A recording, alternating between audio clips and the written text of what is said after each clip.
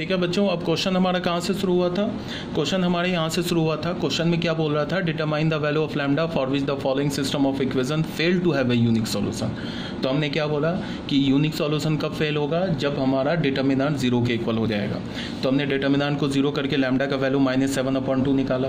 तो अब मैंने क्या बोला कि अगर लैम्डा का वैल्यू -7/2 होगा तो सिस्टम ऑफ इक्वेशन क्या हो जाएगा? यूनिक सॉल्यूशन नहीं देगा, क्योंकि लैम्डा इज इक्वल टू -7/2 पे क्या हो जाएगा? डेल्टा जीरो हो जाएगा। तो डेल्टा जीरो हो जाएगा तो system of equation fail to have a unique solution.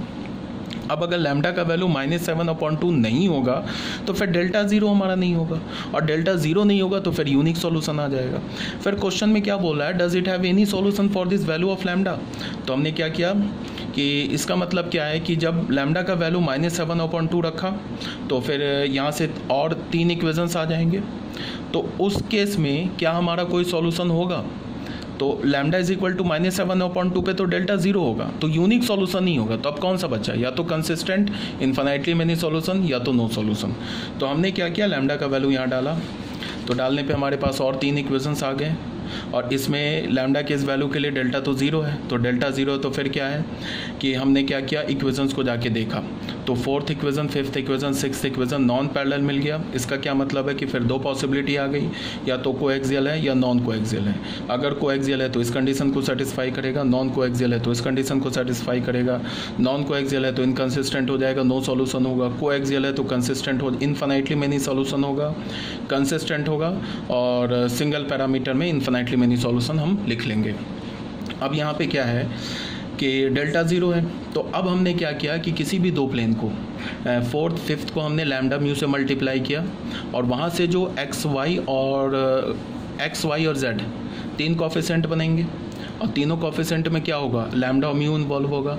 तो हमने किसी भी एक्स वाई जेड में से किसी भी 2 लैम्डा म्यू के टर्म्स में जो इक्वेशन बने उससे हमने लैम्डा म्यू का वैल्यू निकाल लिया, ठीक है। और z में डालने की जरूरत ही नहीं है। अगर मान लो हमने एक्स वाई से लैम्डा म्यू का वैल्यू निकाला तो z को तो वो करेगा ही सेटिस्फाई, वहाँ नहीं डालना है। हमें चेक क्या करना है कि कांस्टेंट टर्म को सेटिस्फाई कर रहा है या नहीं कर रहा है, ठीक है। अगर कांस्टेंट टर्म को सेटिस्फाई कर गया तब तो क्या होगा? कोएक्सियल प्लेन होगा, इन्फिनाइटली मेनी सॉल्यूशन होगा। नहीं करेगा तो इनकंसिस्टेंट होगा, नो सॉल्यूशन होगा।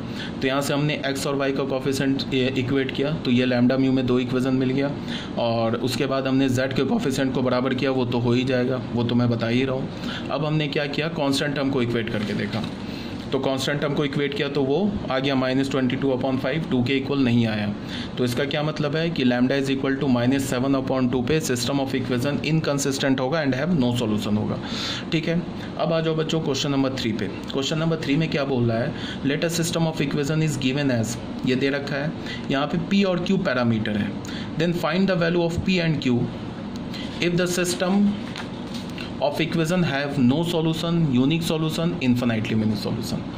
p और q का वैल्यू निकालना है अगर सिस्टम ऑफ इक्वेशन या तो नो सॉल्यूशन है, या यूनिक सॉल्यूशन है, या इन्फिनाइटली मेनी सॉल्यूशन है। तो हमने क्या किया? इस क्वेश्चन को भी देखो, ये बहुत ही अच्छा क्वेश्चन है, कॉन्सेप्चुअल क्वेश्चन है।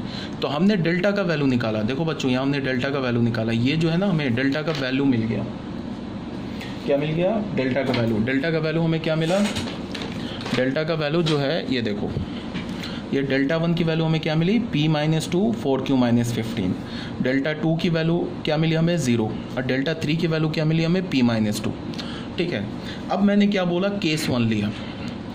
केस 1 में हमने क्या बोला कि अगर p 2 के इक्वल नहीं है और q 3 के इक्वल नहीं है तो डेल्टा 0 के इक्वल नहीं है। अगर p 2 के इक्वल नहीं है, q जो है हमारा 3 के इक्वल नहीं है। ये डेल्टा का वैल्यू मिला ना, ये डेल्टा 1, ये डेल्टा 2, ये डेल्टा 3। अगर p 2 के इक्वल नहीं है, q 3 के इक्वल नहीं है, तो फिर डेल्टा 0 के इक्वल नहीं है।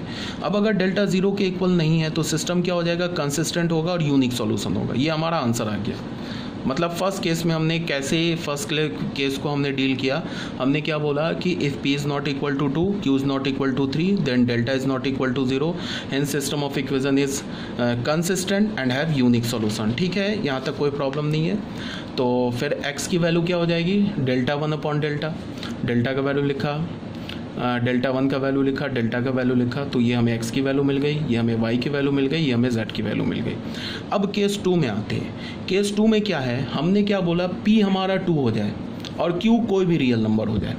अगर हमारा p 2 हो गया तो देखो p 2 होगा तो क्या हो जाएगा? डेल्टा भी 0 हो जाएगा। डेल्टा 1 भी ज़ीरो हो जाएगा, डेल्टा 2 तो ऑलरेडी ज़ीरो है, और डेल्टा 3 भी ज़ीरो हो जाएगा। तो हमने केस क्या बनाया, if p is equal to 2 and q is any real number. तो इस केस में क्या हो गया, सारे ज़ीरो हो गए, डेल्टा 1, डेल्टा 2, डेल्टा 3। तो यहाँ पे दो पॉसिबिलिटी आ गई, फिर infinitely many solution, no solution. तो हमने क्या किया, p को 2 के इक्वल रखा, q को तो कोई भी रियल नंबर बोल दिया हमने, तो p को 2 के इक्वल रखा। तो यहाँ पे ये फर्स्ट इक्वेशन आ गया, सेकंड इक्वेशन आ गया, थर्ड इक्वेशन आ गया। अब यहाँ पे क्या है, plane 1 and plane 3 are coincident plane. ये देखो प्लेन 1 और प्लेन 3 क्या हमारा, ये दोनों कोइंसिडेंट है। क्यों, बिकॉज प्लेन 3 को तुम 2 से मल्टीप्लाई करो, प्लेन 1 आ जाएगा, तो ये कोइंसिडेंट हो गया। तो इसका मतलब क्या है, plane 1 plane 3 are coincident and the plane 2 and plane 3 are intersecting. देखो ये प्लेन 1 और प्लेन 2 कोइंसिडेंट है, तो हमने इस प्लेन 1 को हटा ही दिया, अब इससे हमारा कोई लेना देना ही नहीं है, बिकॉज ये दोनों तो एक ही प्लेन दे रखा है। अब प्लेन 2 और प्लेन 3 के बीच में देखें हम लोग क्या चल रहा है, तो ये जो दोनों प्लेन है ये इंटरसेक्टिंग है। क्यों, देख लो, x का कोफिशिएंट 1, y का कोफिशिएंट 2 इक्वल नहीं है, तो ये इंटरसेक्टिंग प्लेन हो गया। तो इंटरसेक्टिंग हो गया तो कैसा कंडीशन हो गया कि दो प्लेन तो कोइंसिडेंट हो गया, बट तीसरा प्लेन क्या हो गया, उस कोइंसिडेंट प्लेन के साथ इंटरसेक्ट कर गया। तो अगेन सिस्टम ऑफ इक्वेशन क्या होगा, कंसिस्टेंट होगा and have infinitely many solution in one parameter. तो यही बात मैंने बोला है, system of equation are consistent and have infinitely many solution, one parameter infinitely many solution होगा। अब हम लोग क्या करेंगे, फिर देख लो, one parameter infinitely many solution को कैसे निकालेंगे, कि ये दो इक्वेशन है ना, इसमें हमने क्या किया कि किसी भी एक को, x को, y या z को, किसी भी एक को लैम्डा मान लो, ठीक है। एक को लैम्डा मान के तुम क्रॉस मल्टीप्लाई करके, मान लो हमने z को लैम्डा माना, तो z को लैम्डा मान लिया, तो ये हमारा कांस्टेंट हो गया, ये भी कांस्टेंट है। अब x y का value in terms of lambda निकाल लो बाई क्रॉस मल्टीप्लिकेशन। हमने x को लैम्डा मान लिया, ठीक है, x को लैम्डा माना। उसके बाद हमने क्या किया कि फोर्थ और फिफ्थ जो इक्वेशन है ना यहाँ पे, इसमें हमने, अब इस इक्वेशन को तो हमने हटा ही दिया, यहाँ से हमने x को लैम्डा मान लिया, तो हमें क्या मिल गया, lambda plus 2y plus q z is equal to 5 और lambda plus y plus 3z is equal to 4, ये फिफ्थ आ गया। तो यहाँ से हमने क्या किया, अब इस फोर्थ और फिफ्थ से हमने, फोर्थ को हमने 2 से मल्टीप्लाई किया, फिफ्थ को हमने 2 से मल्टीप्लाई किया, फोर्थ में सब्ट्रैक्ट कर दिया, तो हमें सीधे z की वैल्यू मिल गई। और z की वैल्यू हमने क्या किया, किस इक्वेशन में डाल दिया, फिफ्थ में डाल दिया, तो यहाँ से y की वैल्यू मिल गई लैम्डा के टर्म में, ठीक है। तो ये z की वैल्यू, ये y की वैल्यू, x को लैम्डा मान चुके हैं, तो x is equal to lambda, y is equal to this and z is equal to this way lambda belongs to r। तो ये सिंगल पैरामीटर में इनफाइनाइट सॉल्यूशन आ गया हमारा, तो ये हमारा आंसर हो गया, ठीक है। अब केस 3 में हमने क्या बोला कि केस 3 में हमने बोला कि अगर Q3 है और P2 नहीं है, P is not equal to 2 and Q is not equal to, Q is equal to 3 and P is not equal to 2। तो इसमें क्या होगा, अगर Q3 है तो देख लो क्या है, अगर Q3 है तो डेल्टा 0 हो जाएगा और P 2 के इक्वल नहीं है, तो देखो P अगर 2 के इक्वल नहीं है तो ये देख लो P 2 के इक्वल नहीं है, तो ये नॉन ज़ीरो आ जाएगा।